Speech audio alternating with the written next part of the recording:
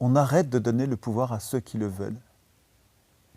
Alors que l'élection, elle fait tout le contraire. L'élection, elle donne le pouvoir à ceux qui le veulent. Les plus riches, les sociétés secrètes, les francs-maçons, ce que vous voulez. Les francs-maçons d'aujourd'hui, d'hier ou de demain, ils auront un autre nom. Mais les sociétés secrètes qui intriguent pour avoir le pouvoir ont comme une espèce de boulevard ouvert par l'élection et une impasse fermée par le tirage au sort. Le tirage au sort va nous protéger des ultra-riches au pouvoir ou des sociétés secrètes au pouvoir.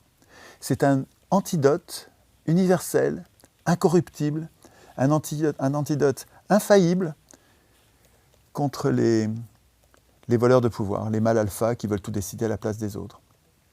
Alors que l'élection fait tout le contraire. Bonjour à tous, chers abonnés d'Omerta. L'année se termine. Pour nous, elle fut dense, très active. Pour vous aussi qui, de nombreuses fois, êtes venus rendre visite à nos contenus, êtes venus nous regarder, êtes venus assister à tous nos grands entretiens, merci à vous. J'en profite pour vous dire que Omerta n'est absolument pas sponsorisé ni par l'État français, ni par personne. Donc, nous comptons sur vous, nous dépendons de vous. Vous pouvez, avant la fin de l'année, réaliser un don défiscalisé à plus de 66%.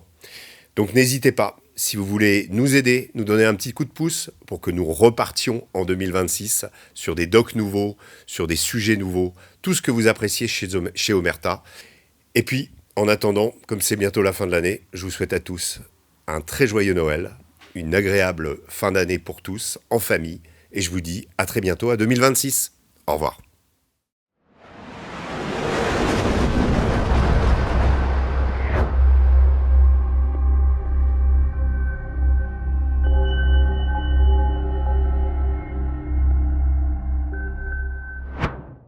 Bonjour à tous, chers abonnés d'Omerta. Aujourd'hui, nous recevons Étienne Chouard, professeur de droit et d'économie, connu pour son engagement en faveur de la démocratie directe et surtout pour sa défense du tirage au sort des représentants politiques. Depuis le référendum de 2005, il s'est imposé comme une voix critique du système électoral qu'il considère comme profondément oligarchique. Vous avez écrit, Monsieur Chouard, « Notre cause commune, instituer nous-mêmes la puissance politique qui nous manque », et aussi le livre « Écrire nous-mêmes la Constitution, exercice d'entraînement pour préparer un processus constituant populaire ».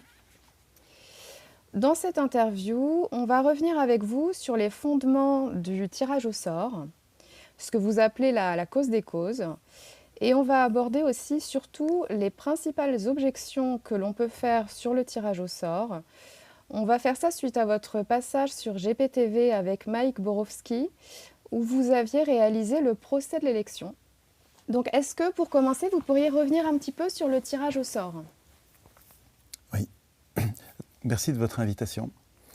Je commence par ça, je vais répondre à votre question après, mais pour que notre émancipation démocratique, pour le fait que notre puissance politique puisse enfin advenir, votre rôle, à vous les médias alternatifs, qui êtes ce que j'appelle et ce qu'on appelait pendant la Révolution française les sentinelles du peuple. Le fait que vous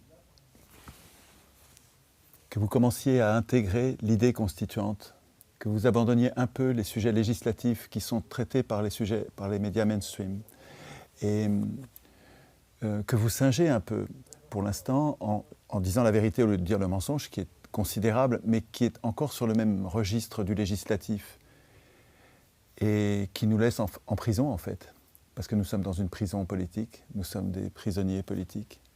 Nous avons été enfermés par nos élus dans une impuissance politique.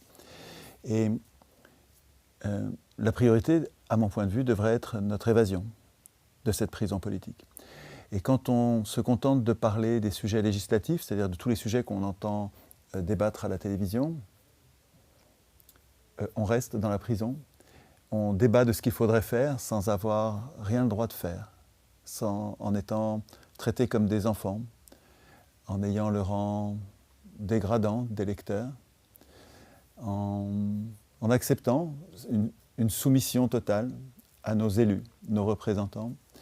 Et le fait de discuter uniquement des lois que votent nos représentants, donc des sujets législatifs, je fais ce geste d'un côté et de l'autre parce que du côté des médias mainstream, que je considère comme un robinet à mensonges, On a la réponse courageuse des médias alternatifs comme vous, qui rétablissent les faits et la vérité, et qui nous parlent mais toujours sur les sujets législatifs et sur l'actualité, ce qu'on appelle l'actualité.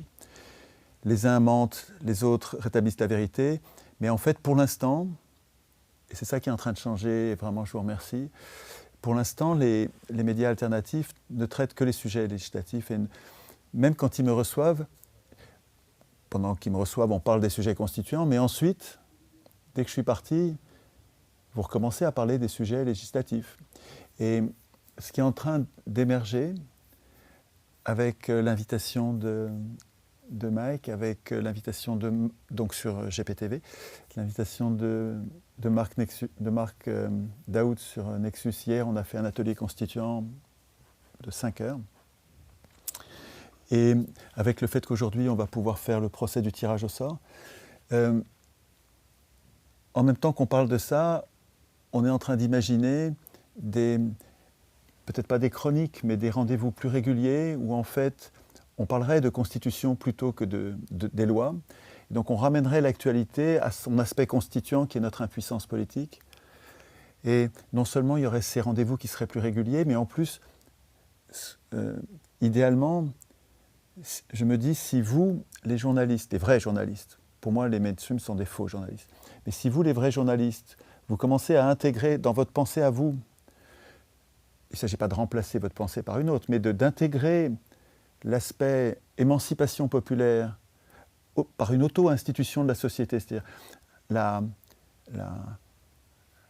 si dans votre esprit, vous commencez à penser en souverain, comme nous devrions tous faire, vous avez c'est une responsabilité, c'est un rôle dans la mutation, la transformation, parce que vous allez donner l'exemple en fait. En pensant en souverain, vous allez inciter les électeurs enfants, les électeurs humiliés par la procédure de l'élection, vous allez les aider, par votre exemple, à nous transformer en citoyens, c'est-à-dire en adultes, c'est-à-dire en constituants. Et donc je vous remercie pour votre invitation. Et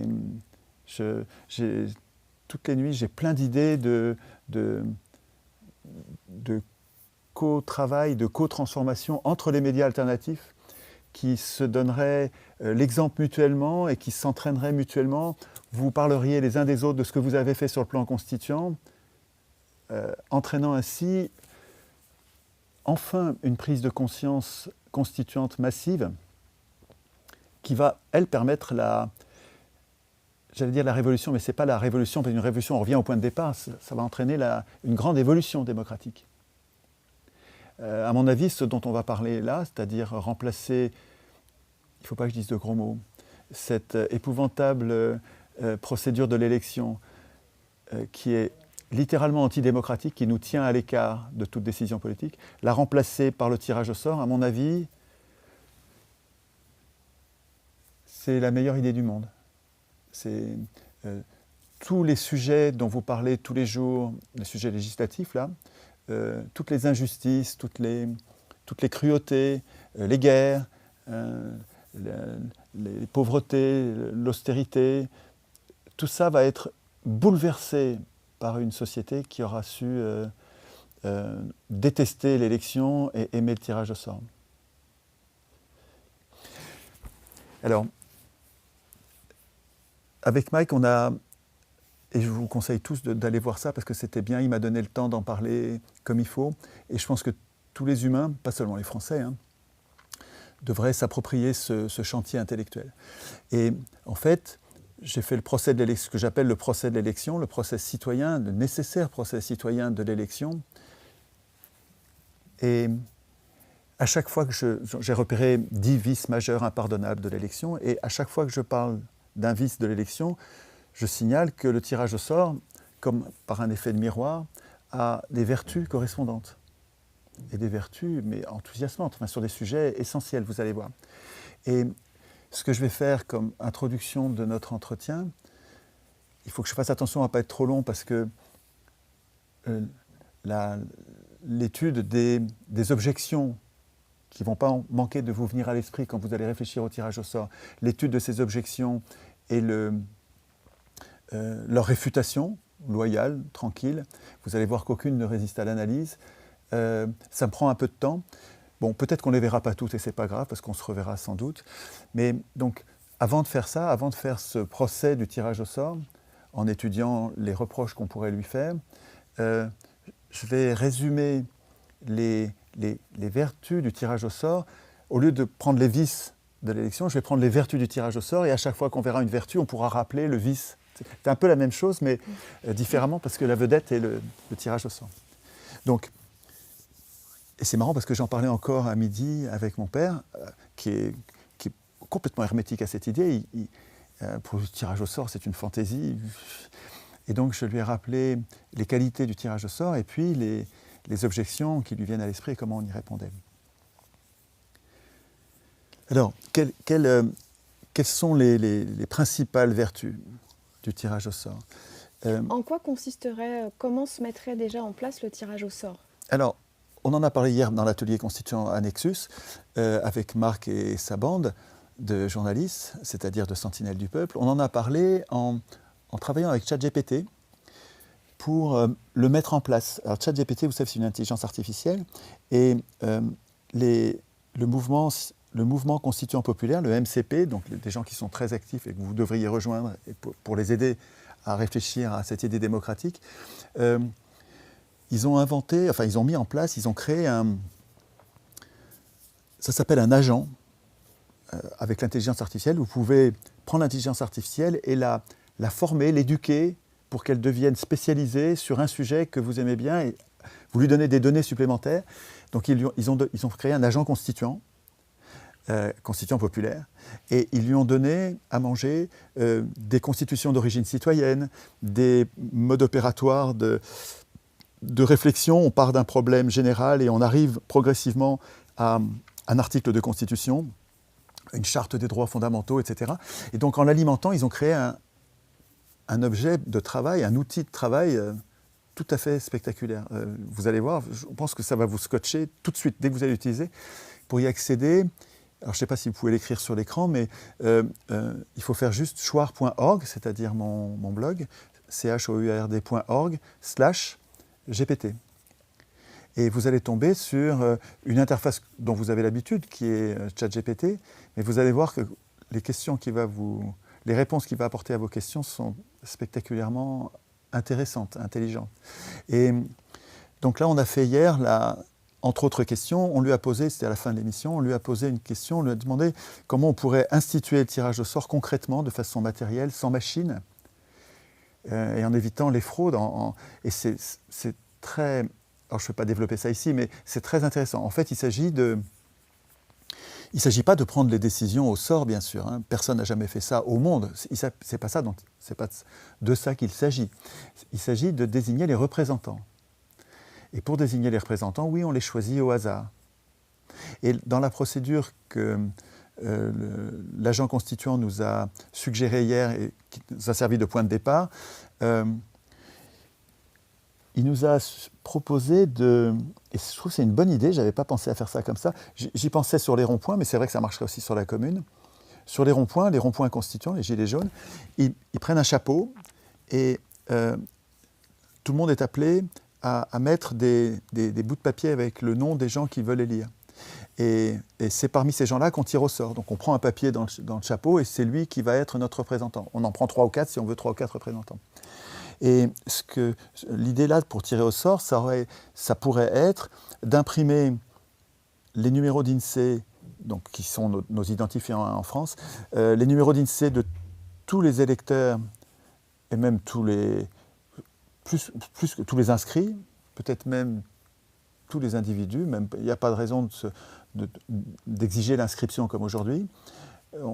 On les imprime sur des bouts de papier, publiquement, hein, l'impression se fait publiquement, on a la liste sur écran qui est open source, qui est contrôlable, et l'impression sur papier se fait, on peut la contrôler en même temps que ça s'imprime. Et ensuite, on tire au sort, alors on peut faire prendre un enfant par exemple, un petit enfant vient prendre les papiers, le nombre de papiers dont on a besoin pour tirer au sort. Donc il s'agit de tirer au sort, ça pourrait être comme au loto, une boule avec des... Mais l'idée des papiers sur lesquels il y a des numéros d'INSEE, simplifie des problèmes qui se posent avec la boule, parce qu'on ne peut pas avoir des numéros d'INSEE sur les boules. Bref. Je vais commencer par les qualités les plus importantes. Il faut que j'aille vite pour garder de la place pour le procès après. Mais comme introduction, une des 2 ou 3 principales vertus du tirage au sort, c'est qu'en désignant nos représentants comme ça, on va composer une assemblée qui nous ressemble. Vous avez sûrement deviné à 1000 occasions que l'Assemblée nationale et le Sénat ne nous ressemblent pas. Ils ne nous ressemblent quasiment en rien. Alors qu'avec le tirage au sort, à condition de réunir suffisamment de personnes pour atteindre un nombre important qui s'appelle l'échantillon représentatif, et qui est un concept moderne nouveau que les anciens, Platon, Aristote, Montesquieu, Rousseau, tous ces gens-là n'avaient pas ce concept-là. On ne savait pas qu'en tirant au sort, si on tirait au sort suffisamment de personnes, on allait avoir rigoureusement la proportion d'hommes et de femmes. Ça, on n'a pas besoin d'atteindre. Pour la France, c'est 1000 personnes. L'échantillon représente un peu plus de 1000 pour avoir un échantillon qu'on appelle représentatif. Il n'y a pas besoin d'avoir 1000 personnes pour avoir la moitié d'hommes et la moitié de femmes. Mais dans l'échantillon, ça vous donne une idée de ce qu'on cherche à obtenir. Si la société qu'on cherche à représenter fait la moitié d'hommes et la moitié de femmes, on veut que dans l'échantillon représentatif, dans l'assemblée qui nous ressemble, on veut qu'il y ait à peu près, s'il y a un homme de plus ou une femme de plus, on s'en fiche, mais une proportion loyale correspondante à la société qu'on représente. Les hommes et les femmes, vous comprenez, mais si dans la société que vous voulez représenter, vous avez 20% de chômeurs, comme aujourd'hui, dans l'Assemblée, vous allez avoir 20% de chômeurs. Si vous avez dans la société que vous voulez représenter, la France par exemple, mais c'est comme ça dans tous les pays du monde, si vous avez 60 ou 50%, 60% d'ouvriers et d'employés, vous aurez dans l'Assemblée tirée au sort 50%, 60% d'ouvriers et d'employés. Et vous pouvez projeter, ensuite réfléchir à toutes les caractéristiques, y compris celles auxquelles vous n'avez pas encore pensé, comme s'il y a 60% des gens qui ont bon caractère, vous aurez 60% des gens qui ont bon caractère. Si vous avez 70% des gens qui, en gros, sont loyaux, en fait, si les conditions sont normales, les gens sont loyaux, ce n'est pas des mâles alpha qui veulent tout décider à la place des autres, ben vous allez avoir 60-70% des gens qui ne sont pas des mâles alpha dans l'Assemblée qui nous représente. Et tout est à l'avenant. Si la proportion dans la société que nous avons à représenter, il y a X% qui sont des gens colériques, vous allez avoir la même. Si vous avez X% qui sont des philosophes, des gens qui lisent, des gens qui aiment parler, vous allez avoir la même chose, etc. Il y a donc l'aptitude de cette procédure à composer un échantillon représentatif, c'est-à-dire une assemblée qui nous ressemble. Je trouve ça déterminant. Et d'ailleurs, les Athéniens savaient bien que quand ils tiraient au sort, par exemple, le Conseil des 500, qu'on appelait aussi la boulée, B-O-U-L-E, les gens qui tiraient au sort allaient leur ressembler. Deuxième caractéristique essentielle, je commence par les choses les plus importantes. Alors l'élection, elle, vous avez vu, au contraire, c'est la pire en fait. On dirait que cette procédure porte au pouvoir les pires d'entre nous. Donc les plus menteurs, les plus retors, ceux qui sont capables de marcher sur la tête de leurs collègues du même parti pour arriver à la tête du parti pour finalement arriver à être élus. Enfin, c'est vraiment les plus brutaux, les plus menteurs, les plus égoïstes, des gens hors sol, les plus tricheurs. Enfin, Puis il y a aussi le vote électronique qui porte un peu... Alors, en plus, il y a toutes sortes de façons de tricher avec l'élection. Alors, je ne sais pas si je commence à développer ça, on va pas avoir le temps de parler de l'essentiel. Mais on pourra développer l'honnêteté des scrutins et du décompte des suffrages, évidemment. Parce que les élus, depuis 200 ans, ont particulièrement travaillé les techniques de fraude, le vote par correspondance, le vote avec les machines, bref. Toutes les machines sont opaques et vérifiables. Si vous avez une machine dans votre bureau de vote, il faut la casser. Enfin, je veux dire, il ne faut pas se laisser faire. C'est vraiment un outil de triche éhonté. Mais il y en a plein des outils de triche. Euh, le tirage au sort n'incite pas, alors comme il ne donne aucune place à notre volonté, il ne donne aucune influence aux mensonges, aux intrigues. En fait, vous pouvez mentir, pas mentir, vous pouvez intriguer, pas intriguer, le tirage au sort, il va désigner des gens indépendamment de vos mensonges. Alors que l'élection, elle incite au mensonge. Elle donne une prime au mensonge. Les meilleurs menteurs, quelqu'un comme Macron est élu, et il est même réélu tellement il ment bien. Une caractéristique essentielle d'un escroc, c'est qu'il est séduisant. On lui donnerait le bon Dieu sans confession. Et c'est eux qui se font élire. Les sponsors de l'élection, c'est-à-dire ceux qui financent l'élection, choisissent bien sûr des gens qui ont cette qualité de séduction. Et l'élection leur permet d'accéder au pouvoir. C'est eux qui sont... Et celui qui n'est pas séduisant, celui qui n'est pas menteur, il ne sera jamais élu. Celui qui dit la vérité, il ne sera jamais élu. Le tirage au sort, lui, il se moque pas mal de nos mensonges. Il fait pas la différence entre les escrocs et les gens bien. Il est incorruptible. Le tirage au sort, il produit de la rotation des charges. Il ne renomme jamais une deuxième fois la même personne. Ou s'il le fait, c'est tellement rare que ça n'a pas d'importance. Il produit, par construction, sans qu'il y ait à faire quoi que ce soit, il produit de la rotation des charges, donc de la déprofessionnalisation de la politique, donc de la difficulté à corrompre. Ceux qui ont le pouvoir changent tout le temps. Alors que l'élection, c'est tout le contraire. L'élection, elle permet d'élire toujours les mêmes. C'est des politiciens, les mêmes raisons qui ont permis d'élire un politicien, le fait que les médias, les riches aient acheté les médias et aident toujours leurs candidats, leurs serviteurs qui sont en fait leurs marionnettes. Ces conditions sont les mêmes à l'élection suivante et donc ça donne l'élection des mêmes tout le temps. Bon, vous avez une espèce de simili-alternance où vous avez le choix entre crapule A, crapule B. Bon, vous chassez crapule A, bon, vous allez élire la crapule B, mais le coup suivant, vous allez réélire la crapule A, puisque en fait le choix est restreint.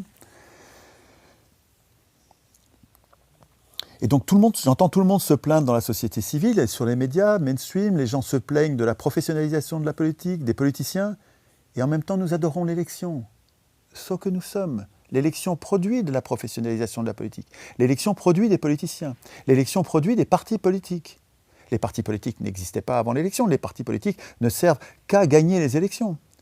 Quand on choisit le tirage au sort, on produit de l'amateurisme politique, de la déprofessionnalisation, donc une difficulté à corrompre et la disparition des partis sans qu'il y ait besoin de les interdire. Ils vont disparaître parce qu'ils ne servent plus à rien.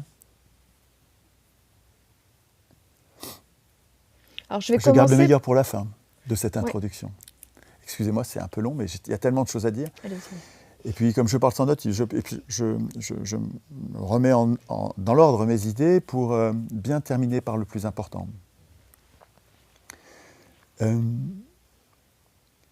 Le tirage au sort, et je crois que c'est sa vertu cardinale, la plus importante, il coupe la voie, il coupe l'accès au pouvoir. L'autoroute du pouvoir est coupée pour ceux qui veulent le pouvoir. On arrête de donner le pouvoir à ceux qui le veulent. Alors que l'élection, elle fait tout le contraire. L'élection, elle donne le pouvoir à ceux qui le veulent. Les plus riches, les sociétés secrètes, les francs-maçons, ce que vous voulez. Les francs-maçons d'aujourd'hui, d'hier ou de demain, ils auront un autre nom. Mais les sociétés secrètes qui intriguent pour avoir le pouvoir ont comme une espèce de boulevard ouvert par l'élection et une impasse fermée par le tirage au sort. Le tirage au sort va nous protéger des ultra-riches au pouvoir ou des sociétés secrètes au pouvoir. C'est un antidote universel, incorruptible, un antidote infaillible contre les voleurs de pouvoir, les mâles alpha qui veulent tout décider à la place des autres. Alors que l'élection fait tout le contraire. Donc en fait, le tirage au sort, et ça je crois que c'est vraiment l'essentiel, parce que c'est vraiment la vertu essentielle. Parce que si On parle de capitalisme, les marxistes parlent de capitalisme comme si le capitalisme, donc l'accumulation sans limite du capital, venait de notre façon d'organiser la production, de la propriété privée des moyens de production qui permet aux propriétaires d'extorquer la plus-value à ceux qui travaillent. Et moi je pense qu'ils se trompent, c'est très immodeste, mais en même temps c'est un chantier intellectuel, hein. Faites-vous votre propre opinion. De mon point de vue, le capitalisme, c'est le régime dans lequel les grands marchands, et notamment les marchands d'argent, qui sont les plus riches des grands marchands, les banquiers, qu'on ferait mieux d'appeler les usuriers, sont devenus le souverain. Grâce à l'élection, enfin, ça faisait des siècles qu'on les tenait à l'écart du pouvoir, et enfin, au XVIIIe siècle, ils sont parvenus au pouvoir en devenant constituants. Ils ont été élus. Une fois élus, ils se sont transformés en constituants. Et une fois constituants, ils ont institué l'élection comme mode de sélection des représentants, ce qui leur a permis d'accéder au pouvoir, de légiférer, et accéder en fait à tous les pouvoirs ensuite. Parce que toutes les limites que nous aurions pu leur mettre, ils ne les ont pas mises. Et ils ont écrit, donc les marchands parvenus au pouvoir, ont écrit les lois du capitalisme. Le capitalisme, c'est du droit. C'est le droit des grands marchands, c'est le droit des multinationales et des banques. Qu'est-ce que c'est ce droit? Je vais vous en dire quelques règles, mais ça tient sur les doigts de deux mains, pas plus. Hein. En fait, il y en a plus si on cherche le détail, mais les grandes lois du capitalisme, c'est la totale subordination des travailleurs aux propriétaires des moyens de production, aux propriétaires du capital, la subordination féodale, tyrannique, totalitaire, avec une surveillance de tous les instants. Un pays qui serait géré comme une entreprise, on le considérait comme un État totalitaire, où le patron, le propriétaire, décide de tout. Donc la subordination totale des salariés aux propriétaires, ça c'est une loi du capitalisme. On pourrait très bien organiser les rapports humains pour produire autrement. La personnalité morale, quand c'est apparu au XIXe siècle, c'était un scandale. Qu'est-ce que vous racontez? Et puis quoi encore? La personne, qui n'est ni personne ni morale, extrêmement, c'est plus que discutable, c'est contestable. La responsabilité limitée. La responsabilité limitée, ça veut dire que vous serez responsable qu'à une petite partie de votre vraie responsabilité. Quand Exxon dévaste l'Amazonie, je prends toujours cet exemple, mais je pourrais en prendre d'autres, hein, quand Union Carbide fait péter à Bhopal après avoir négligé les questions de sécurité pour gagner un peu de pognon. Vous savez, une usine qui empoisonne toute une population dans une ville une nuit parce que ça explose. La responsabilité, elle est écrasante. Tout le staff de cette boîte aurait dû être jeté en prison. Et tous les responsables auraient dû payer toute leur vie pour indemniser les centaines de milliers de victimes dont la vie est foutue quand ils ne sont pas morts. Non, responsabilité limitée. Il n'y en a pas un qui a été en prison. Rien. C'est la personne morale qui endosse rien du tout. Ils ont freiné des cas de fer pour rien payer ou quasiment. Donc la responsabilité limitée, c'est en fait l'irresponsabilité des grands acteurs. Les sociétés anonymes, avec sociétés par action, au porteur, on ne sait pas qui est propriétaire. Et les propriétaires peuvent changer tout le temps. Donc l'entreprise peut être vendue avec ses salariés à n'importe qui, à des étrangers. Le libre-échange. Je garde le plus important pour la fin, en fait. Hein. La totale illimitation des revenus. La totale illimitation de la propriété. Vous pouvez être propriétaire sans limite. Vous pouvez toucher des revenus sans limite. Il n'y a pas de limite. Il n'y a pas de limite à l'accumulation, notamment des terres. Aucune limite. Mais ça, c'est une loi qui ne prévoit pas la limite. Il suffirait que nous écrivions une loi qui dise non, on ne peut pas gagner au-dessus de temps. On devrait dire, il n'y a pas de revenu en dessous de ce seuil qui est le seuil de survie. Donc les gens dans la rue qui crèvent de faim, non. Il y a un minimum qu'on va donner pour que personne soit dans la rue à crever de faim. Mettre fin à la misère, il n'y a rien de plus simple, hein, et c'est pas cher. par rapport à ce que nous volent les usuriers. C'est une blague, c'est vraiment pas cher. Donc, et c'est vraiment à notre portée. En fait, si le système de domination parlementaire laisse les SDF et les clochards dans la rue, je pense que c'est parce qu'ils servent d'exemple. Dans une forme de terrorisme intellectuel, de terrorisme politique, pour nous dire, regardez ce qui vous attend si vous ne travaillez pas, si vous n'êtes pas docile, si vous êtes indocile, si on vous a fermé votre compte bancaire, si on a arrêté de vous faire l'aumône d'un travail salarié, regardez ce qui vous attend. Je pense qu'ils servent de repoussoir. C'est un outil terroriste, parce que ce serait facile en fait de se débarrasser, de donner une vie digne aux mendiants. Donc il faudrait un revenu minimum et ensuite on devrait décider d'un revenu maximum. Alors combien de fois plus? 3 fois plus? 4 fois plus?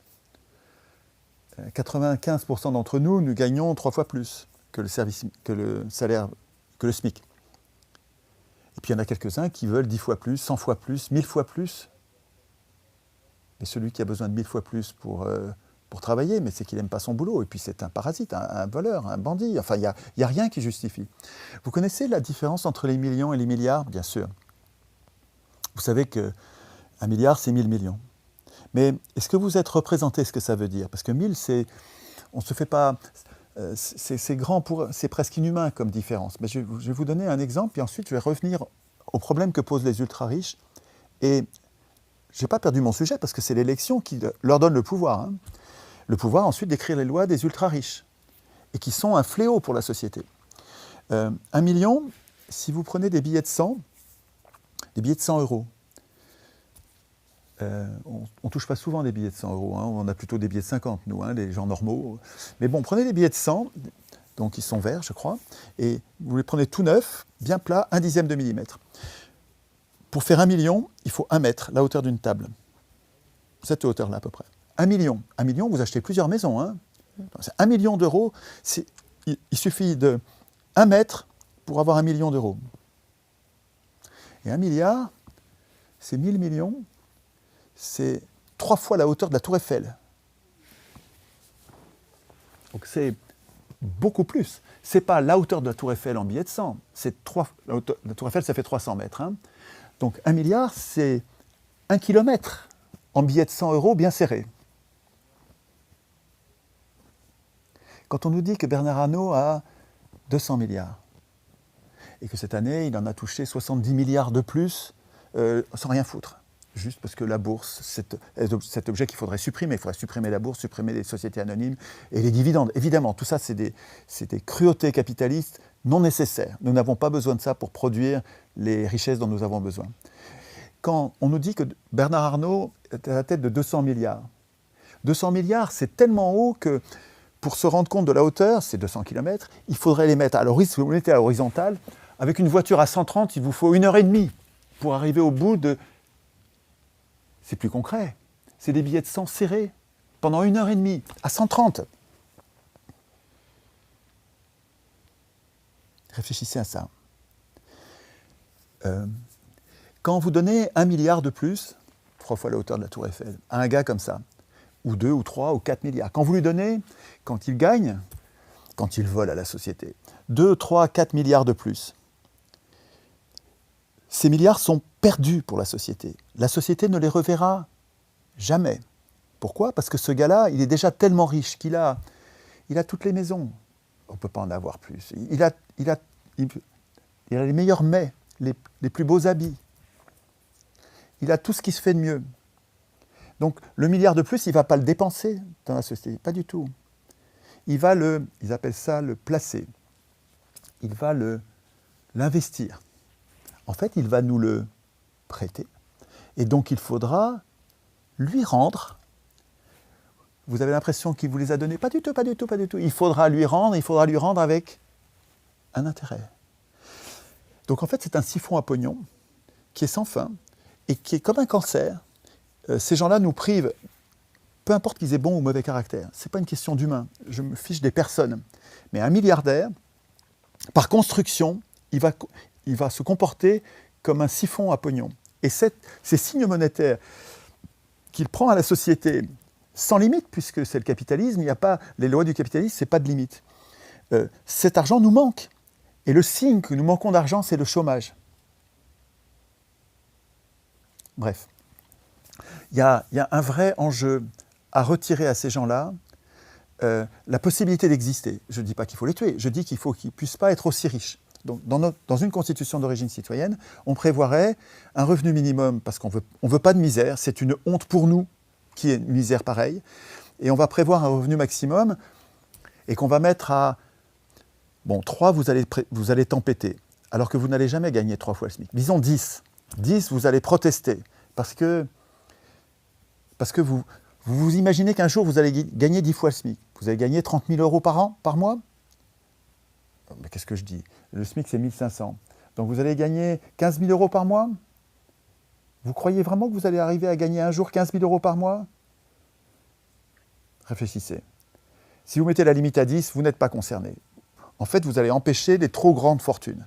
Et donc, j'ai vu que Léa Salamé gagnait 26 000 euros par mois, je crois, pour le... Alors voilà, il y a peut-être les principaux serviteurs du pouvoir, les principaux laquais, les principaux complices du système d'exploitation parlementaire gagnent des sommes comme ça.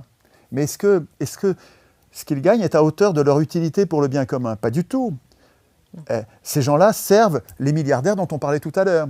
Mais tous ces gens-là sont des ennemis du peuple, quel que soit leur caractère. Mais ils ont un intérêt personnel qui est contraire à l'intérêt général. Bon, mais mettez même la barre du revenu maximum à 15, ça m'est égal. De toute façon, quand on va mettre une limite, après ça, cette limite, ce sera un geste politique de l'ajuster en l'augmentant ou en le diminuant. Mais déjà, fixer un revenu maximum. Et puis, une propriété maximum. Mais bon, je suis en train de m'égarer sur des sujets essentiels, mais je perds le temps nécessaire à faire ce qu'on avait dit qu'on allait faire, c'est-à-dire le procès du tirage au sort. Donc, retirer aux plus riches tout moyen d'accéder au pouvoir politique, mais c'est magique, c'est ça qu'il nous faut, quoi. Et quand vous regardez, bon ça c'est théorique, vous avez décrit 2 livres tout à l'heure, là, mon petit livre blanc qui s'appelle Notre cause commune. Notre cause commune, ça n'est pas, vous disiez, le tirage au sort, c'est pas ça. Hein. Pour moi, notre cause commune, c'est... D'abord, nous avons besoin d'une cause commune pour nous réunir entre la droite, la gauche, les abstentionnistes, les jeunes, les vieux. Nous avons besoin d'une cause commune. On est divisé sur plein de sujets, mais il nous faut une cause commune pour faire l'union du peuple qui fait qu'on va enfin gagner et s'évader de la prison politique. Et cette cause commune, à mon avis, c'est une conscience que nous sommes les seuls, nous les représentés, à être aptes et légitimes à écrire nous-mêmes les règles de notre représentation, sans représentants. Notre cause commune, c'est d'avoir compris qu'il ne faut pas élire l'Assemblée constituante. Jamais de la vie. Au moment où on élit l'Assemblée constituante, c'est cuit. Tout le reste va venir. Le capitalisme. Le capitalisme. Et donc, cette prise de conscience, elle est commune à tous les prisonniers politiques que nous sommes. De gauche, de droite, d'extrême gauche. Je dis extrême, il faut mettre des guillemets parce qu'il n'y a rien d'extrême dans nos partis. Hein. Ni à gauche ni à droite, ils ne sont pas extrémistes. Hein. Les extrêmes, regardez ce qui se passait dans les années 30. Là, vous allez voir les SA qui défilaient en rang par 4 dans les rues, armes au poing, puis qui allaient zigouiller physiquement les maires des communes. Non, aujourd'hui, on n'a pas d'extrême. L'extrême, c'est une insulte pour nous empêcher de penser, pour nous hystériser, nous énerver, nous remplir d'émotions et nous empêcher de penser. En tout cas, entre tous les humains qui réfléchissent à la politique, nous avons besoin d'une cause commune, et je pense que cette cause commune, c'est d'être dans une prison politique dont il est urgent de s'échapper. Et en fait, on a décrit la même chose que dans le procès de l'élection, mais avec les vertus que ce soit les vices de l'élection, c'est les vertus du tirage au sort. Et c'est la première fois que j'utilise ce mot avec vous, et je crois que c'est une trouvaille de faire le procès du tirage au sort. C'est-à-dire qu'en fait, les 2 procédures mériteraient d'être loyalement examinées en cherchant ce qui ne va pas. Et j'ai fait le tour, donc ça fait 20 ans que je travaille là-dessus, et donc j'ai fait le tour des principales objections, des objections les plus courantes. J'en ai trouvé une trentaine, je ne suis pas sûr qu'en 3 quarts d'heure, on arrive à les examiner. Alors comme je n'ai pas de papier, peut-être ce sera bien que ce soit vous qui preniez les objections les unes après les autres, comme ça va me servir de fil. En plus, je vous ai envoyé les 30, mais je les ai mises dans un ordre qui est un peu un ordre historique, qui n'est pas vraiment un ordre d'importance, et donc vous pouvez me les poser dans l'ordre que vous voulez. D'accord. Donc les objections qui vous semblent les plus pertinentes, il me semble que les 2-3 premières, elles sont importantes, et elles reviennent vraiment très souvent, donc on peut les traiter en premier. Mais si vous voulez les traiter dans un ordre différent, ça m'est égal. Essayez de mettre les plus importantes au début, de votre point de vue, de façon à ce que, au bout de 3/4 d'heure, quand ce sera le moment de s'interrompre et de se dire, on se donne aura rendez-vous balayé, peut-être la semaine prochaine ou la semaine d'après. Première objection contre une assemblée constituante tirée au sort, c'est le trucage. On pourrait dire que des gens mal intentionnés finiront bien un jour par réussir à truquer le système. Alors c'est marrant de mettre celle-là en plus importante, parce que elle me paraît presque anecdotique, celle-là, tellement elle est peu spécifique. Parce que le risque de trucage, le risque de fraude, il est pas du tout spécifique au tirage au sort. L'élection est déjà totalement corrompue, truquée à tous les niveaux. Alors, j'ai pas le temps, et pourtant ce serait intéressant de faire la liste de tous les trucages organisés par les élus pour toujours gagner et ne plus laisser l'accès à leurs concurrents. Ils montent au pouvoir par une échelle et ensuite ils tirent l'échelle. Comment ils font ? Par exemple, pour la présidentielle, ils ont organisé un système de parrainage. Ça porte bien son nom parce que c'est vraiment mafieux. De parrainage. Et pour être candidat, il faut que vous soyez parrainé par les élus. Et pas qu'un peu, il en faut 500. 500 adoubements, 500 parrainages d'élus. Mais c'est un boulot de fou, ça. Je vais vous dire, on a essayé il y a quelques années. C'est très compliqué. Surtout que Mais il ne faut pas que je sois trop long. Hein, parce que, surtout que c'était anonyme à une époque. Donc, il y a 36 000 communes. Donc il y a 36 000 petits maires. La moitié de ces communes, c'est moins de 500 habitants. Donc c'est des petits maires qui sont accessibles, on peut leur parler et on peut discuter avec eux et finalement les convaincre que c'est leur responsabilité, c'est leur rôle de donner accès à la compétition électorale. Et aujourd'hui, c'est plus anonyme. Et donc ces gens-là dépendent, excusez-moi, je vous ai interrompu, mais ces gens-là dépendent pour leurs subventions des élus supérieurs qui sont les parrains, des parrains, qui sont au département, dans la région, et qui leur disent, les mandarins du PS, de l'UMP, que sais-je, qui leur disent attends, mais toi, tu ne donnes pas ta voix à tel ou tel petit candidat, sinon tu n'as plus tes subventions. Ce qui fait que c'est super compliqué. Aujourd'hui, c'est super compliqué d'obtenir le parrainage pour juste être candidat.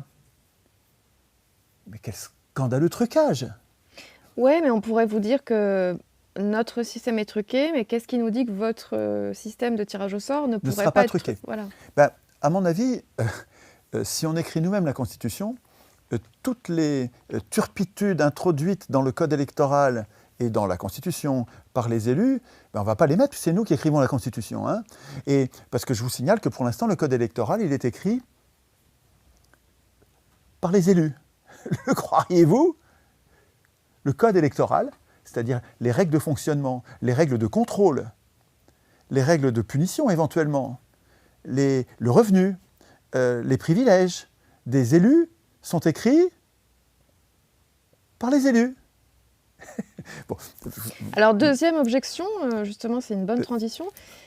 Ceci dit, juste un mot, sur le trucage du tirage au sort, à mon avis, il va être beaucoup plus compliqué. Parce que c'est tellement simple le tirage au sort, le chemin d'accès au pouvoir est tellement simple et rapide, à un moment que tout le monde peut surveiller, et on va écrire les procédures de tirage au sort de façon à ce que tout le monde puisse surveiller et se passer le replay à tout moment, que ça va être beaucoup plus compliqué à truquer en fait. Hein. Mais bon.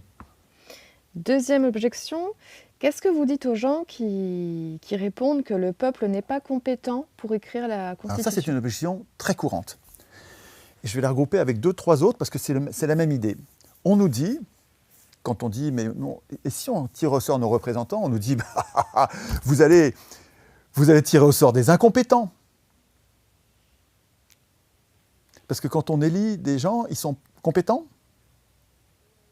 Est-ce que j'ai besoin de vous donner des exemples d'élus qui sont totalement incompétents ? Ce n'est pas spécifique au tirage au sort. Les deux procédures vont produire des incompétents. Mais il n'y a pas que le risque de l'incompétence.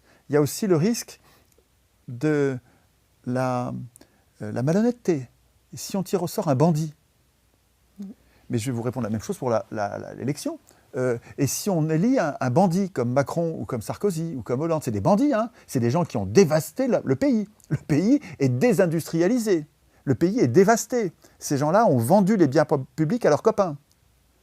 C'est des bandits, c'est des canailles. C'est l'élection qui les a mis au pouvoir. Et je vais répondre quand même à l'objection, hein, mais je commence par dire que ce n'est pas spécifique. Et si on tire au sort, pas seulement un incompétent qui peut être intelligent mais il ne connaît rien, on peut tirer au sort un abruti fini, quelqu'un qui ne comprend rien à rien. Il n'est pas seulement ignare, mais il est bête. C'est bien que vous ayez cette objection qui vous vienne à l'esprit. C'est normal. À Athènes, ils avaient les mêmes objections. Et donc, si vous réfléchissez, normalement, si vous réfléchissez bien, vous allez avoir ces objections. C'est normal, je les ai eues aussi. Mais quand vous tirez au sort, c'est la même chose que quand vous élisez. Quand vous élisez, le risque d'élire un abruti, quelqu'un qui ne comprend rien à rien, mais ça existe aussi. Et pour ces trois objections, un incompétent, un malhonnête, un bandit, un voleur, un menteur ou un abruti, un idiot, il y a des solutions. Il y a des solutions, il y a des correctifs. Nous pouvons, oui, disaient les Athéniens. Oui, on sait qu'on se connaît, nous savons qui nous sommes, nous savons que nous ne sommes pas parfaits, et nous savons que quand nous allons tirer au sort, oui, ce sera peut-être un salaud ou un idiot, ou quelqu'un qui ne connaît pas les sujets dont il est question. On sait ça. Et donc, on va les contrôler. En fait, quand vous pensez au tirage au sort, ça fait 20 ans que je fais des ateliers constituants, je n'ai pas d'exception. Tout le temps, quand vous réfléchissez au tirage au sort, vous autres les humains, que vous soyez jeunes, vieux, manuels, intellectuels, que vous soyez politisés, pas politisés, je vous le dis, je vous signale, l'expérience de 20 ans d'ateliers constituants, c'est que quand vous réfléchissez au tirage au sort, cette objection-là, elle vous vient à l'esprit, et donc vous viennent mécaniquement, aussitôt et systématiquement, la réflexion sur les contrôles. Et donc les Athéniens, ils avaient réfléchi au contrôle, et donc je vais vous dire lesquels ils avaient, et puis on pourrait tout à fait faire les mêmes, mettre en place les mêmes. Les Athéniens contrôlaient les tirés au sort avant le mandat. Donc ça s'appelait la docimasie, c'était comme un examen d'aptitude. Si tu es dans un hôpital psychiatrique, on ne va pas te tirer au sort. Si tu es un assassin notoire, quelqu'un qui sort de prison ou qui a volé dans la caisse, la dernière fois qu'il a été tiré au sort, tu as volé dans la caisse ou tu n'as pas été honnête ou tu nous as trahis, tu ne seras plus tirable au sort. À Athènes, ils avaient le critère, c'était un critère marrant, peut-être qu'on pourrait le reprendre, pas sûr, mais ils disaient, quelqu'un qui ne s'occupait pas bien de ses parents, il ne pouvait pas tirer au sort. Il disait, si tu n'es même pas foutu de t'occuper de tes parents, tu n'es pas capable de t'occuper du bien commun. Mais c'est à nous de décider qu'est-ce qu'on va mettre dans la docimasie, dans cet examen d'entrée avant le mandat. Ensuite, il y a des contrôles pendant le mandat. Donc on les observe pendant qu'ils travaillent. Donc, ils sont tirés au sort, ils travaillent. Et on les observe, on les regarde, et à tout moment, ils sont révocables.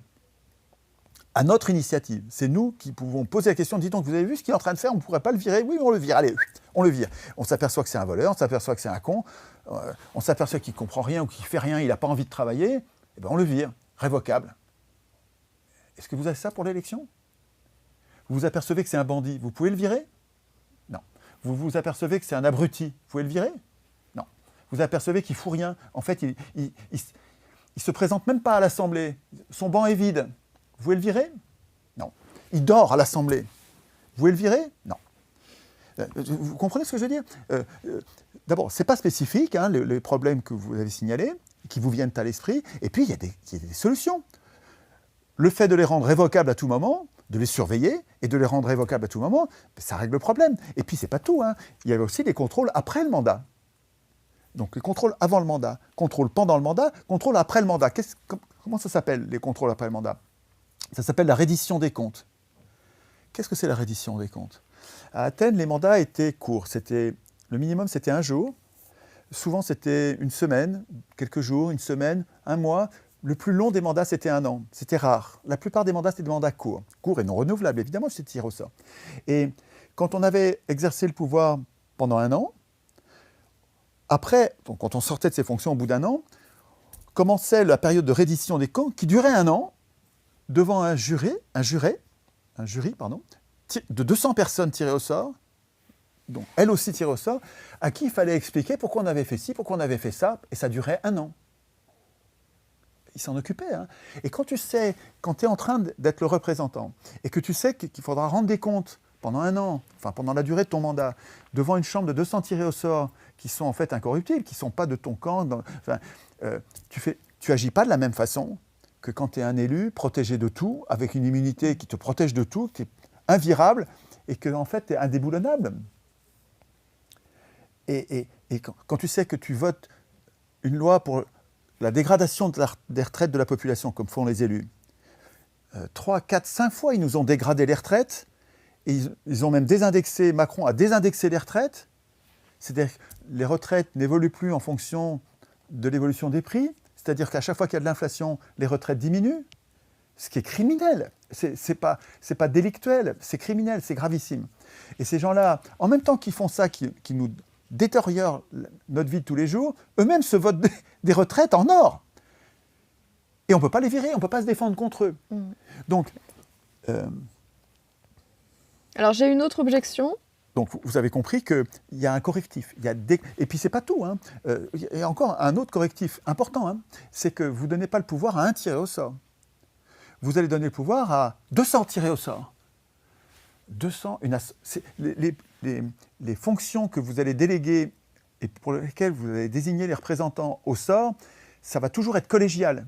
Ça va très rarement être une personne. Ça va être des groupes. Et si vous tirez au sort 200 personnes, ben vous n'allez pas avoir 200 cons. Vous n'allez pas avoir 200 salauds. Vous n'allez pas avoir 200 feignasses. Non, non. Alors sur les 200, comment est-ce qu'on peut être sûr qu'ils vont se mettre d'accord sur un texte? Alors là, il y a les expériences concrètes. Hein. Il y a un petit livre, peut-être qu'il faudrait que vous mettiez en post-prod, en couverture, qui est très important pour vous donner la pêche sur le tirage au sort. Ça s'appelle « Petite histoire de l'expérimentation ». Il faut que je parle plus lentement, sinon je déparle. « Petite histoire de l'expérimentation démocratique » de Yves Saint-Omer, S-I-N-T-O-M-E-R. Ce livre nous raconte l'histoire des expériences de tirage au sort dans l'histoire de l'humanité. Et c'est enthousiasmant, ça marche bien, ça marche même très bien. Et ça donne des résultats qui sont contre-intuitifs. On se dirait, à regarder les gens discuter au bistrot, purée, mais ces gens-là, ils n'ont pas de tête, quoi, hein, ils parlent que de sottises, et on ne les voit pas s'occuper du bien commun. Et en fait, on se trompe, Anna. On se trompe parce que quand vous faites confiance à quelqu'un, il se transforme. L'expérience des gens tirés au sort, comme aux assises, hein, pour juger les gens, pour les peines les plus graves, les crimes, hein, ces gens-là sont tirés au sort. Vous savez que les juges des crimes en France sont tirés au sort. Et donc vous prenez n'importe qui, et on ne peut pas refuser. C'est la corvée. Corvée de juge, voilà. Cette fois-ci, pendant 1 mois, c'est toi qui vas être juge. Tu ne peux pas refuser. Et ce qu'on observe, c'est que les gens travaillent, ils prennent très au sérieux, ils éteignent la télé, ils se mettent à bouquiner, ils se parlent entre eux, ils discutent très sérieusement. En fait, quand vous faites confiance aux gens, et c'est ça que fait le tirage au sort. Le tirage au sort, il vient nous chercher chez nous, il fait « arrête de t'occuper de tes affaires et viens t'occuper du bien commun, on te fait confiance, tu vois, ça va bien se passer. » Et tu regardes, on te met dans un groupe de personnes qui te donnent l'exemple de la réflexion autour du bien commun, et par mimétisme, tu te mets à réfléchir au bien commun. Et les expériences de tirage au sort montrent que nous nous transformons en bien. Et on s'améliore. Qu'est-ce qui nous dit que les tirés au sort ne vont pas subir des pressions extérieures comme les politiques Alors, voilà, vous avez commencé à répondre. C'est-à-dire que vous allez voir que souvent, l'objection qu'on fait au tirage au sort, elle n'est pas spécifique au tirage au sort, et donc, elle n'est pas recevable pour choisir l'un plutôt que l'autre, puisque les deux présentent le même défaut. Sauf que vous allez voir que le tirage au sort a des avantages. Vous me disiez, et si les tirés au sort subissaient des influences, des pressions, des menaces, mais surtout de la corruption. Mais comment? Vous pensez que les élus ne font pas l'objet de pression? De corruption? Mais enfin, le lobbying, l'aide à la campagne électorale, l'aide à gagner, qui rend débiteur l'élu par rapport à son sponsor, et qui donc en fait le serviteur. Mais ça, c'est propre à l'élection, vous n'avez pas ça pour le tirage au sort. Mais effectivement, après, une fois tiré au sort, il pourra faire l'objet de pression, ou d'influence. Mais ces influences, elles sont beaucoup plus difficiles à exercer avec quelqu'un qui change tout le temps. Si le mandat il dure une semaine, mais le temps de l'approcher, déjà, c'est plus le même. C'est plus difficile de corrompre quelqu'un qui change tout le temps, qui est imprévisible. Il n'est pas candidat, on ne peut pas le voir venir avec une candidature, il apparaît, ça y est, c'est lui. C'est beaucoup plus difficile à corrompre que quelqu'un dont on connaît la carrière, c'est toujours le même, il est toujours élu. Là, vous avez une rotation des charges, un turnover qui fait que la corruption, oui, peut-être qu'elle existera, mais elle sera compliquée. C'est pas tout, Anna. La corruption, en fait, vous pouvez vous en protéger par une façon de faire qui s'appelle le conclave. Bon, c'est un mot qui était utilisé pour les assemblées religieuses, quand on nomme le pape, l'assemblée des évêques ou des archevêques, je ne sais plus, je m'en fous, enfin, peu importe, les grands cadres, les cadres supérieurs de l'Église qui doivent nommer le grand patron de l'Église, se réunissaient en conclave, c'est-à-dire en assemblée coupée de tout contact avec l'extérieur. Le conclave, ça veut dire qu'on se met à huis clos.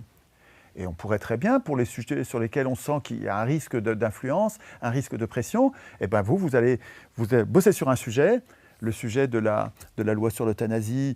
Je ne sais pas si les influences vont être risquées, mais c'est au législateur de décider si l'assemblée ad hoc qui est tirée au sort pour discuter du sujet est à mettre en conclave, c'est-à-dire à huis clos ou pas. Mais quand vous la mettez à huis clos, pendant une semaine, on va les payer, on va les nourrir, on va s'occuper d'eux pour qu'ils soient pas mal, quoi. Hein. Mais ils ne pourront avoir aucun contact, ni téléphonique, ni physique, avec l'extérieur pendant les quelques jours ou la semaine où ils vont bosser sur un sujet. Et ça, on peut le faire aussi bien avec l'élection. Hein. Mais simplement, on n'y pense pas avec l'élection, parce que quand vous mettez en place l'élection, c'est une procédure par construction, par définition aristocratique. Et donc, vous faites confiance à celui que vous avez élu, et donc vous ne pensez pas à tous ces contrôles. On lui fait confiance, on va le laisser bosser, et puis on contrôlera à la fin peut-être. Alors qu'avec le tirage au sort, vous viennent à l'esprit plein de contrôles et de correctifs à toutes les corruptions et tous les vices qui pourraient survenir. Alors, autre objection qu'on pourrait vous faire, vous parlez souvent d'Athènes. Mais à Athènes, les citoyens ont été déçus de la Constitution après l'avoir exercée un certain temps. Pourquoi est-ce que ce ne serait pas le cas également pour le tirage au sort ? Alors, ça c'était une objection. Il doit y avoir une confusion parce qu'en fait, ce n'était pas à Athènes, puisqu'à Athènes, la Constitution avait été écrite non pas par les citoyens tirés au sort, mais par un poète c'était Solon, puis ensuite Clisthène. Donc c'est des gens... Ce sont des démocrates, donc des gens qui avaient pensé la démocratie et à qui on a fait confiance pour sortir du chaos qui précédait, qui était une tyrannie violente et chaotique. Et on a fait appel à un sauveur. Et coup de peau, ce sauveur a pensé... En fait, ils se sont mis à deux, hein, il y a eu 2 temps, et ils ont mis en place une démocratie. Donc, mais l'objection qui était celle que vous citez, c'est que dans l'hypothèse d'une assemblée constituante tirée au sort, si on imagine une assemblée constituante tirée au sort, où donc ce ne sont pas des politiciens qui écrivent pour eux-mêmes, ce sont de simples citoyens qui écrivent pour tous les citoyens, donc on s'est débarrassé du conflit d'intérêts, c'est majeur ça, hein. On s'est débarrassé du conflit d'intérêts où des politiciens écrivent des constitutions. Parce que ce conflit d'intérêts où les hommes au pouvoir écrivent les règles du pouvoir, où des politiciens écrivent les règles de la politique, où en fait des représentants écrivent les règles de la représentation, ils écrivent leur pouvoir à tous les coups et notre absence de pouvoir à tous les coups, ce conflit d'intérêts, il n'existe pas dans l'Assemblée constituante tirée au sort et c'est fondamental. Et l'objection c'est, oui, mais si l'Assemblée constituante tirée au sort produit une constitution qui ne plaît pas à la population, qu'est-ce qu'on fait ? Ce n'est pas l'Assemblée constituante qui décide, c'est pas elle qui vote la Constitution. Elle nous la prépare. L'Assemblée tirée au sort, ce n'est pas elle qui vote la Constitution, elle la prépare. Et ensuite, c'est nous qui la votons. Et ben, si on n'est pas content, on la rejette, et puis l'Assemblée constituante reprend le boulot, en fonction des débats qui auront eu lieu pour savoir qu'est-ce qui ne nous allait pas. Il faut comprendre qu'il y a une grosse différence entre l'élection et le tirage au sort, c'est que la plupart du temps, et ça pourrait changer, c'est à nous de décider, mais la plupart du temps, ce ne sont pas les tirés au sort qui décident. Écoutez bien ça. La plupart du temps, ce ne sont pas les tirés au sort qui décident. La grande différence avec l'élection, c'est que quand on choisit l'élection, en fait, on se prépare à se dépouiller de sa souveraineté et dire on les élit, ils vont nous aider à préparer les lois, ah bah tiens, ils vont aussi les voter. Mais les élus, ils pourraient aussi bien nous la préparer et puis nous laisser les voter. Ils pourraient, les élus, le Parlement, qu'il soit élu ou tiré au sort, c'est pareil dans les deux cas. Si c'est nous qui écrivons la Constitution, on pourrait très bien dire le Parlement, on ne le désigne pas par élection ou par tirage au sort pour voter les lois à notre place. On ne le désigne pas pour en faire nos maîtres. On le désigne pour nous aider, pour faire quelque chose qu'on n'a pas envie de faire, on n'a pas le temps de faire. On n'a pas le temps de faire le boulot précieux qu'ils font en commission des lois. Vous avez déjà vu les vidéos de leur travail, c'est vachement bien, le travail parlementaire. Non, je le dis sans rire, je trouve que les parlementaires se donnent un mal. Alors, ils se font tordre le bras par les majorités de crapules, mais les minoritaires, là, ils donnent un souffle au travail parlementaire de préparation des lois. Quand je regarde les vidéos des commissions parlementaires, c'est très bien. Et à mon avis, la population ne sera pas capable, et elle n'aura pas envie de faire ça. Et ce n'est pas nécessaire que la population prépare les lois, fasse ces débats. On n'a pas besoin de se mettre à 50 millions pour faire ce travail de préparation des lois. Et donc, on pourrait très bien avoir une démocratie dans laquelle on élit ou on tire au sort. Il y a 36 façons d'élire bien plus respectueuses que le scrutin uninominal, majoritaire, à 2 tours, parmi des candidats qu'on peut aider, et donc qu'on ne choisit pas, qui sont choisis par les banquiers. Ça, c'est vraiment c'est cette élection-là qui est une pourriture, qui est vraiment détestable. Comment est-ce qu'on pourrait élire de manière plus démocratique ? Alors, vous me rappellerez ce sur quoi on était en train de parler avant, c'est-à-dire la répartition du travail législatif entre le Parlement et les citoyens. Donc c'était quoi la parenthèse qu'il fallait ouvrir ? Je mélange les crayons. Comment est-ce qu'on pourrait faire des élections plus démocratiques ? Oui, des élections plus démocratiques. Comment l'élection pourrait-elle être démocratique, même ? Parce que j'imagine, moi, depuis le temps que j'y réfléchis, il existe des élections démocratiques. L'élection actuelle, elle est violemment antidémocratique, mais on pourrait imaginer une élection démocratique. Je rêve. Et bien c'est tout à fait réalisable. Hein. Il suffit que vous vous y mettiez et que vous en parliez à vos voisins et qu'on soit bientôt des millions à le vouloir. On l'aura, hein. Ce n'est pas du tout utopique. Mais je rêve. La Constitution que nous venons d'écrire prévoit que chacun d'entre nous, tous les ans, nous pouvons désigner autour de nous des gens bien. Et on le dit comme ça dans la Constitution. On fait comme on veut. On n'est pas du tout obligé d'écrire comme dans les constitutions actuelles avec le jargon froid et compliqué qui nous tient à l'écart, en fait, qui sert à nous tenir à l'écart du processus constituant. Notre Constitution, on va l'écrire avec nos mots à nous, parce que c'est un contrat social qu'il faut que tout le monde ait compris, parce qu'on va tous le signer.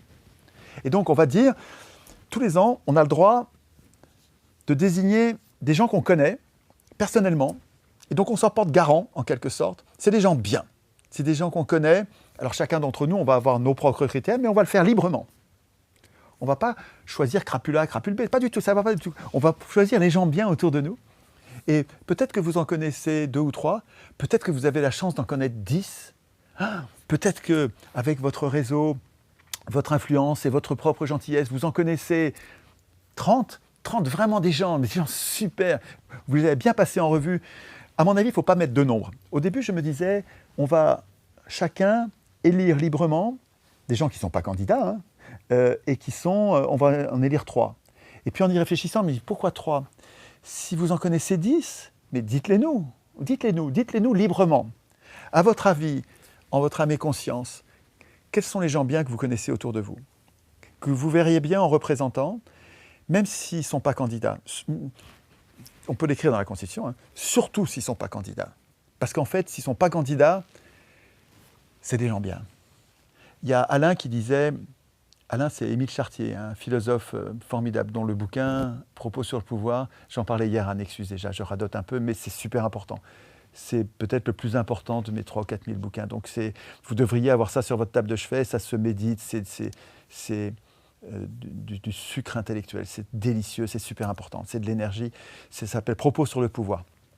Et donc dans un de ses propos, il dit, cette phrase que je trouve essentielle, que j'ai beaucoup méditée, il dit Le propre de l'homme juste est de ne jamais vouloir gouverner les autres. Le propre de l'homme juste est de ne jamais vouloir gouverner les autres et de seulement se gouverner lui-même. Point. Cela décide tout. Point. Autant dire que les pires gouverneront. Point. Puisque l'élection, alors il ne le dit pas, mais Alain, c'est pendant la Troisième République, et donc il était dans le faux suffrage universel qui consiste à élire des maîtres au lieu de voter les lois. Et donc dans ce système-là, on élit des gens qui veulent le pouvoir, alors que les gens bien ne veulent pas du pouvoir. Et donc il dit, les pires gouverneront, parce qu'on est dans un système dans lequel on donne le pouvoir à ceux qui le veulent. Platon disait déjà, il y a 2500 ans, Platon, il était antidémocrate, mais il était loin d'être con. Et il disait, il avait réfléchi un peu à la question, je vais dire. Il disait, le plus grand fléau qui puisse arriver à une cité, c'est de donner le pouvoir à ceux qui le veulent. Donc je prends avec moi un ennemi de la démocratie, mais dont cette pensée est vraiment importante.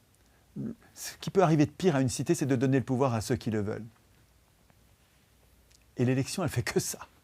Elle fait que donner le pouvoir à ceux qui le veulent. Alors que l'élection va nous chercher chez nous, alors qu'on ne veut pas du pouvoir. Elle dit, écoute, nous on veut des gens qui ne veulent pas du pouvoir, on sait que le propre de l'homme juste, c'est de ne pas vouloir gouverner les autres, alors tiens, on va essayer. Et il y a un atelier constituant qu'il faudrait qu'on fasse peut-être un jour, qui consiste à se poser la question, parce que je n'ai pas de réponse, c'est un chantier, mais est-ce qu'on leur permet de refuser ou pas ? À mon avis, il ne faut pas leur permettre de refuser. Il faut que ce soit des mandats suffisamment courts pour que ce ne soit pas une grosse galère. Combien de temps le mandat, justement ? 1 semaine, 1 mois. Et si c'est 6 mois, il faut qu'ils puissent refuser. Mais 1 semaine, 1 mois, c'est la corvée, comme une corvée de chiottes, excusez-moi, mais c'est bon, vous voyez ce que je veux dire, mais la corvée de chiottes, vous ne refusez pas. Pourquoi tu refuses ? Ça veut dire que c'est moi qui vais faire le double. Donc, et en fait, sur la corvée, je prends cette corvée-là parce qu'au service militaire, c'est spectaculaire, quoi. On tire au sort parce que personne ne veut le faire. Et donc, à chaque fois que c'est une charge, le tirage au sort, il convient parfaitement. Et il faut prendre les pouvoirs comme des charges, pas comme des privilèges. Et c'est pour ça que le tirage au sort convient bien. Donc, on élirait, nous avons écrit dans notre Constitution, nous avons le droit de choisir librement, ce mot est important, librement, autour de nous, les gens que nous connaissons et que nous considérons comme valeureux. On pourrait dire, ça forme le corps des valeureux. On est 50 millions, on ne l'a jamais fait, je ne sais pas combien ça va donner, mais ce n'est pas très important, ça va donner peut-être 10 millions, peut-être même 20 millions de valeureux. À mon avis, ce n'est pas exclu que la moitié d'entre nous soient des gens bien. C'est le propre d'un démocrate que de faire le pari de la belle et bonne valeur de la plupart des humains, pourvu qu'ils soient en condition, qu'ils ne soient pas mis en compétition, qui les poussent à être méchants, retors. Si des gens qui sont dans les conditions normales, à mon avis, il y a beaucoup plus de 50% qui sont des gens bien. Même si les apparences sont trompeuses sur ce sujet. Et alors, ensuite, parmi ce corps des valeureux, je ne sais pas, peut-être 10 millions, 20 millions de gens qui ont été désignés. Peut-être on ne prend pas ceux qui sont désignés par 1 ou 2 personnes, ils se sont peut-être désignés eux-mêmes. Bon, et puis on peut prendre à partir de ceux qui sont désignés par 10 personnes, et on en va avoir beaucoup, parce que quelqu'un qui est bien, il est repéré par plein de gens, en fait, comme quelqu'un de bien. On le voit, il lit, il est patient, il ne se met pas en colère, il aime bien discuter pour rapprocher les points de vue. En fait, souvent, il est diplomate. Enfin, chacun d'entre nous va voir les vertus. Il y en a d'autres qui vont prendre comme vertu le courage, d'autres l'abnégation. Enfin bon, bref. Ensuite, c'est parmi ces gens-là qu'on va tirer au sort. On ferait bien d'élire librement parmi des non-candidats. On ferait une chambre des valeureux et c'est dans cette chambre qu'on tirerait au sort. Ça, ce serait vraiment tellement différent du régime actuel. Et j'étais en train de vous dire, et je peux finir rapidement, nous pourrions dire que notre Parlement, qu'il soit élu ou tiré au sort, au lieu de se comporter comme nos maîtres, nous allons écrire dans la Constitution que vous n'êtes pas nos maîtres, vous êtes nos serviteurs, vous allez nous préparer les lois, et ensuite vous allez venir nous les présenter. Et vous allez nous dire les arguments qui vous ont... La majorité des tirés au sort qui voulaient la loi viennent nous dire pourquoi ils voulaient cette loi. La majorité des tirés au sort qui ne voulaient pas de cette loi, qui disaient elle est trop chère, elle est dangereuse, ça ne va pas marcher, viennent nous dire pourquoi ils n'en veulent pas. Et puis, donc, ça fait monter notre niveau sur la loi en question. Ensuite, on les voit se friter, puisque la démocratie, c'est la mise en scène des conflits. Donc on les voit se disputer, notre niveau continue à monter, et ensuite c'est nous qui votons. Une démocratie, c'est un régime dans lequel la population, les citoyens, votent les lois. Et on pourrait mettre en tête de la Constitution, là, au lieu de l'article 3, on dirait la souveraineté nationale appartient au peuple, qu'il exerce directement, par référendum, soit d'initiative populaire, soit l'initiative du Parlement. Il y a d'autres objections, vous les verrez vous-même, vous les trouverez sur choir.org, dans le procès de l'élection et dans le dossier tirage au sort. Souvenez-vous qu'il y a sur choir.org, vous pouvez faire /GPT pour avoir un assistant constituant, et vous pouvez faire aussi /agir, choir.org/agir, et vous allez avoir tout ce que vous pouvez faire pour, une fois que vous avez pris conscience, et il y a un compteur à constituants qui s'appelle comptesurmoi.org. Je le cite, c'est super important. Ça vient d'apparaître et ça va nous aider à nous apercevoir qu'on n'est pas 10 000. On est déjà des centaines de milliers, on va bientôt être des millions. Et le fait de savoir qu'on est des millions, vous allez voir, ça va nous donner du courage et on va se transformer. Les médias alternatifs vont nous aider, en fait. Vous, les journalistes qui êtes les sentinelles du peuple, en fait, qui nous aidez, qui devriez, qui allez nous aider à nous émanciper, en cessant de parler uniquement des sujets législatifs et en nous apprenant à prendre en main notre destin en devenant constituant, vous allez nous aider à nous émanciper. C'est-à-dire que vous allez trouver votre rôle complet, en fait, et en vous aidant mutuellement les uns les autres. Et juste un message pour ceux qui nous écoutent, les médias alternatifs en question, les sentinelles du peuple ont besoin d'argent. Les associations démocratiques ont besoin d'argent. Alors, ils en ont tellement peu qu'il suffirait d'un peu. Et il faut pas que vous donniez 100 € et puis plus rien. C'est déjà super de donner 100 €. Mais ça va être moins douloureux pour vous et ça va être plus efficace pour les journalistes et pour les associations démocratiques. Il faut que vous cibliez ceux qui veulent vous donner le pouvoir, ceux qui veulent le RIC. Hein. Les autres, en fait, ceux qui veulent gagner les élections, vous faites comme vous voulez, hein, mais à mon avis, c'est de l'énergie perdue. On ne gagnera jamais les élections. Mais par contre, si vous voulez aider les démocrates à faire grandir cette idée de démocratie, il faut leur donner 1 € par mois. Mais par mois. Parce que vous allez dire, 1 € quand même, c'est pas beaucoup. Vous n'allez pas vous ruiner à donner 10 fois 1 € à 10 groupes valeureux qui se donnent du mal pour que vous récupériez le pouvoir. Mais par contre, 7 € par mois, si vous êtes 1000 à leur donner, et ça c'est facile à atteindre, hein, si vous êtes 1000 à leur donner, vraiment vous leur donnez des ailes à ces groupes et à ces journalistes. Donc, donnez plutôt de façon récurrente des petites sommes à plusieurs associations ou plusieurs journalistes, plusieurs médias, plutôt que de donner une grosse somme et plus rien. Vous aiderez beaucoup plus les démocrates à participer à l'émancipation. En tout cas, merci à Omerta de ce que vous faites. Merci à vous d'avoir été avec nous et puis on se retrouvera sûrement bientôt pour une suite. Oui, pour une suite ensemble. Des ateliers constituants. Exactement. Merci beaucoup. Le procès. Merci à vous.